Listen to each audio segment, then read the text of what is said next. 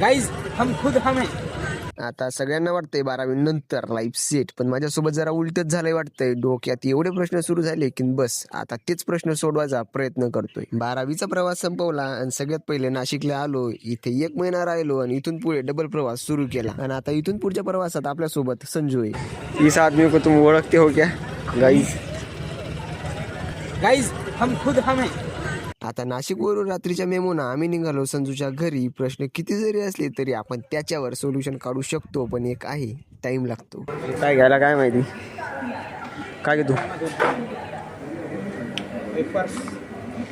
आमचा 5 घंट्याचा प्रवास होता. जरा बोर न व्हायसाठी आम्ही खायला प्यायला घेतलं. एकदाच मलकापूर आणि नांदुरा ओलांडलं आणि आम्ही सकाळी 4 वाजता आलो अकोल्यात. आता 1 घंटा प्लॅटफॉर्मवरती थांबून 5 वाजता आम्ही निघालोय मालेगावला जाण्यासाठी. आता सकाळी 6:30 वाजेस्तोवर आम्ही मालेगावला येऊन पोहोचलो आणि तिथून पुढे निघालो भेरेले जाण्यासाठी, म्हणजेच संजूच्या घरी. इथून पुढे आमच्यासोबत लय काय झालं हे तुम्हाला सांगतो मी पुढच्या ब्लॉग मध्ये, त्यासाठी फॉलो करून ठेवा.